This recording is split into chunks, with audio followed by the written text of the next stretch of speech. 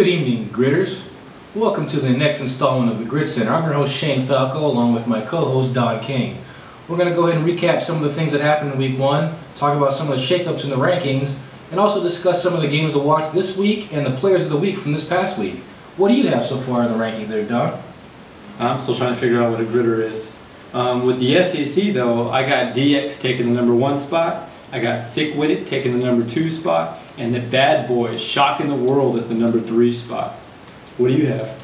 Well, in the SEC, I have a little bit differently. I have Super Sick With It on top, playing a little short-handed and coming out with the victory. DX moves up to #2, and I do have the Bad Boys in #3, although I don't really consider it a shock to the world. I actually had them beating RC Vegas. Oh, I guess you're psychic. My game of the week actually was RC Vegas and the Bad Boys. And it looks like Bad Boys took the welcome mat out from underneath RC Vegas Week 1. I'm sure Whipple and those guys are going to have a new game plan next week because it's a lot better competition over here. Yeah, I think they learned right off the bat that the gridiron is a little bit more to deal with, and they're going to have to make some adjustments if they want to compete over here. Oh, definitely. Moving on to the Big 12, I got the Force, Franchise, and the Zebras. What do you got? Falco Illustrated really doesn't change all that much. I also have the Force on top, Franchise at #2, and the Zebras at #3, coming out with a big win in their gimmicky offense. Oh, well, looks like you're copying my homework. My game of the week in the Big 12 was Franchise and Mad Dogs. And it looks like, if you've looked at the standings recently, that the Franchise have shown the Mad Dogs the Big 12's backdoor. What do you got?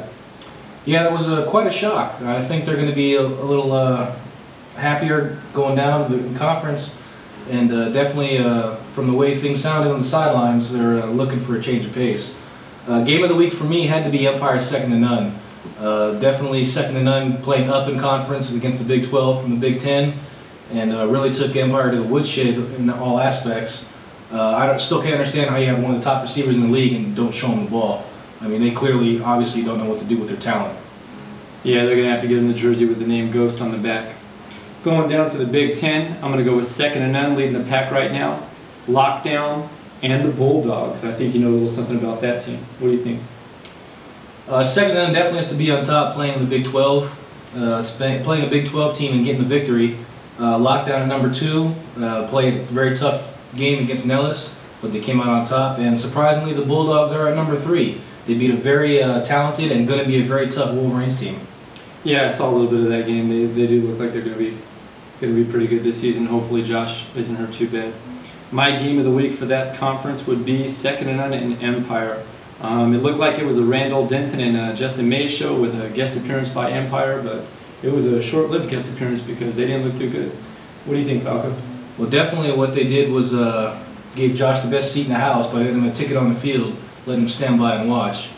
For me, I had to go with Nellis and Lockdown, the two top teams coming into the season and in the conference. Very tough defensive battle. Fortunately, quarterback play was the difference, and Brad was able to get enough offense going to get a touchdown victory. All right, moving on down, we got the Mountain West Conference. I have GBA as the top seed right now. I got Wreckage at #2 and the Razorbacks, one of our fellow commissioners' team, at #3. What do you have? I have the same 3 teams in a slightly different order. I'm going to have to go with Wreckage on top, GBA at #2.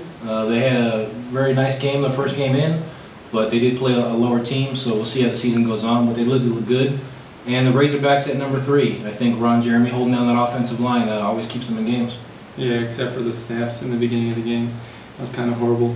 My game of the week for that conference is going to be Seminoles and Jet Life. The Jet Life came out dressed to impress, and other than the safety that they gave up that cost them the game, I think they looked okay. And the Seminoles really surprised me. I mean, they moved up my rankings. So, what else do you have? I have to go with GBA Swarm just for the fact that I have to give the Swarm a little bit of love.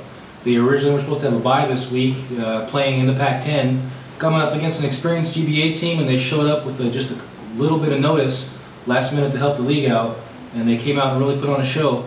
They didn't really have a lot of talent to compete with GBA, but they do have some potential with a couple of players that I think will make some noise in the Pac-10 once they get organized and actually get some games under their belt. Yeah, I saw who you're talking about. That guy's going to be on the recruiting radar here shortly. Moving down to the lowly Pac-10, we have the Weekend Warriors, Hooligans, and the newly confident Ringers. I don't know if it's the same Ringers team, but they are highly confident. What do you have in your rankings? I have the same 3 teams. I'm going to go with the Weekend Warriors at #1. Travis obviously was sandbagging a little bit, talking about his team as they really showed the former conference #1, H-Town, the whooping stick. #2, I'm actually going to go with the Ringers myself. They are very confident coming into this season. They've obviously made some nice new pickups, and they have some athletic ability there to go along with some of their guys. And the Hooligans at #3, a team that's been around for a little bit. They're going to have to show some work and get some new chemistry, but obviously some of the pieces are there to make a run at the Pac-10. Yeah, I got you. My game of the week for that conference is going to be the Ringers and the Wranglers. And it looks like both teams forgot their defense at home since it was an early morning game. What was it, 24-22, 46 points total for Pac-10 teams. That might be a record. What do you got? Yeah, it was definitely a DX light type of game.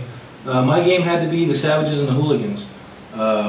I mean, the Weekend Warriors really just embarrassed H-Town. It wasn't even worthy of mentioning this week. So the Savages Hooligans was a very hard-fought game. Two teams that know each other very well. I think once again the Savages kryptonite shown out with Bobby unable to make adjustments on his reads and throwing 2 big interceptions that cost him the game. And I think the Hooligans are just going to be hanging around just enough to make a run in the Pac-10. Yeah, I know the Hooligans are feeling good about winning that rivalry game with Bobby and those guys. All right, well, that's our teaser now for the GridCenter edition, week 1. Go ahead and check your conference out, and you can see a more in-depth version for your teams. This is Don King and Shane Kapos saying have a good night.